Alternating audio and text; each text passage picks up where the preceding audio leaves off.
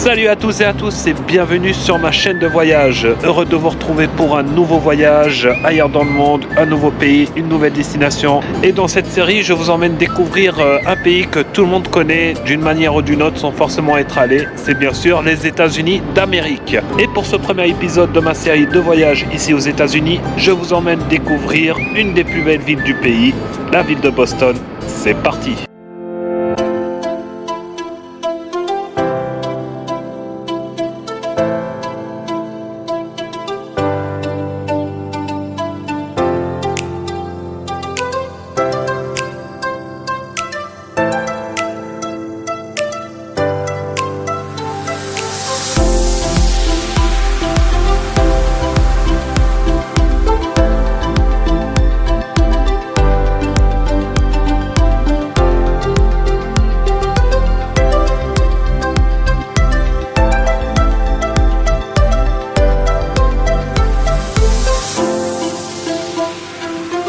Alors pour commencer, qu'est-ce que je peux vous dire en quelques mots de Boston? Donc Boston, c'est une ville de 675 000 habitants, un peu moins de 3 millions d'habitants si on compte l'agglomération. C'est la capitale de l'État du Massachusetts, mais c'est également le centre économique et culturel de cette région du nord-est des États-Unis qu'on appelle la Nouvelle-Angleterre.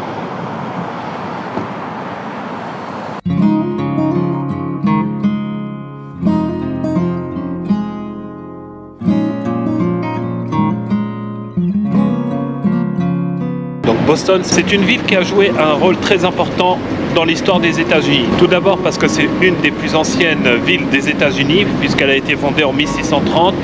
Et c'est une ville qui a également joué un très grand rôle au cours de la guerre d'indépendance des États-Unis.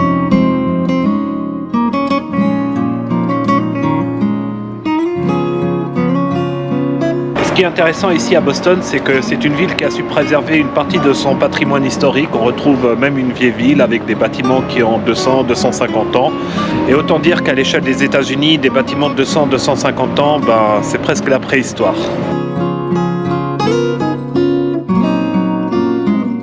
Alors le petit bâtiment historique que vous voyez là, qui est perdu au milieu des gratte-ciel, c'est bien sûr la Old State House qui date de 1713.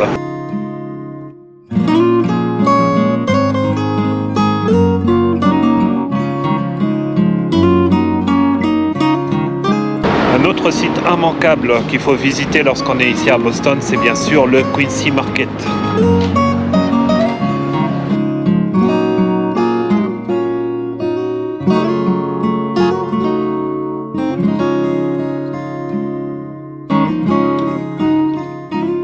on ne peut pas venir ici à Boston sans goûter au fameux lobster roll, le sandwich au homard. Ici au Quincy Market, le lobster roll il coûte $28, donc ouais, ça fait assez cher. Mais bon, c'est quand même du homard, pas mal.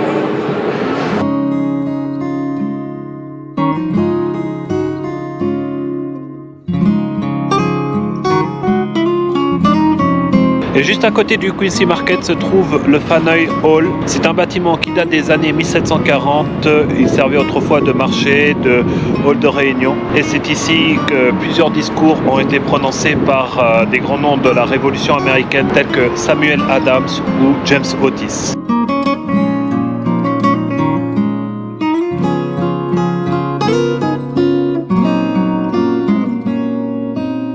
Donc là, la visite continue. Nous sommes sur la Washington Street, une des grandes artères commerçantes du centre-ville de Boston. On va aller faire un petit tour.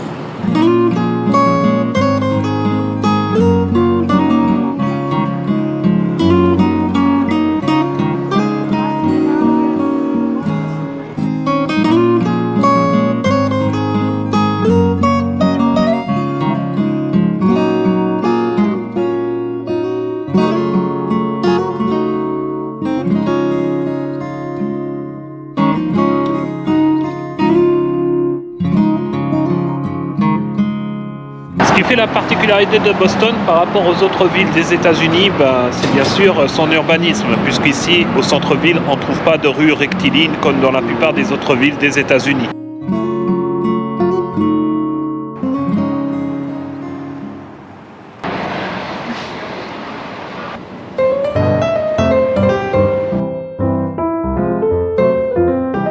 savoir qu'à la fin du 19e siècle et au début du 20e siècle, Boston a accueilli un très grand nombre d'immigrants, notamment venus d'Irlande et d'Italie. Et là, nous sommes dans un des quartiers historiques de Boston, le Little Italy, où se sont établis beaucoup de migrants italiens.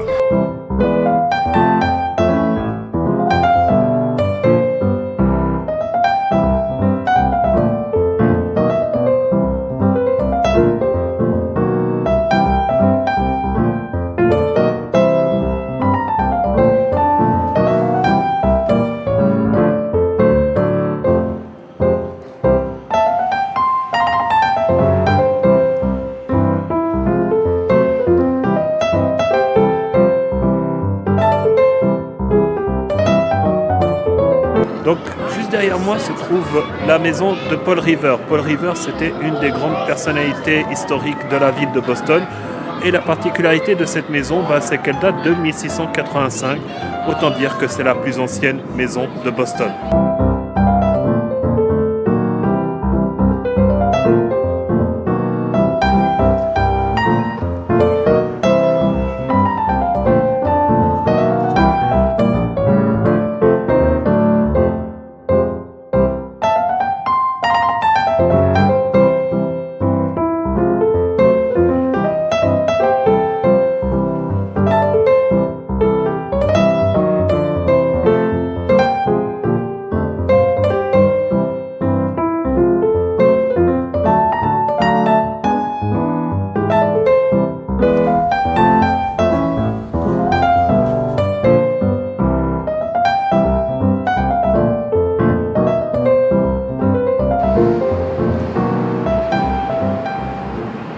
Et oui, Boston est également une ville mondialement connue pour l'excellence de ses universités. Et parmi ces universités, on peut citer la très célèbre université d'Harvard, mais on peut citer aussi le Massachusetts Institute of Technology, qu'on connaît sous le nom de MIT. Et ces deux universités sont situées ici, dans la petite ville de Cambridge, située à quelques kilomètres de Boston. Donc là, nous entrons dans la prestigieuse université d'Harvard, qui est d'ailleurs la plus ancienne université d'Amérique du Nord, puisqu'elle date des années 1650.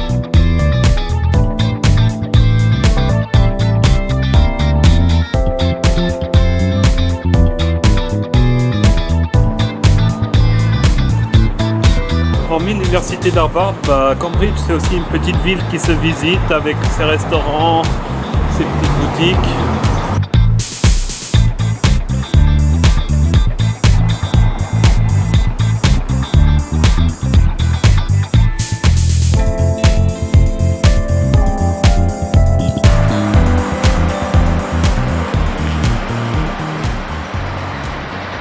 Donc là, nous nous trouvons à Somerville, dans la banlieue de Boston. D'ailleurs, c'est ici que nous avons passé la nuit, à l'hôtel La Quinta Inn Suite. C'est un peu l'équivalent d'un Ibis Budget en France. Et c'est ici à Somerville que s'achève ma vidéo de voyage.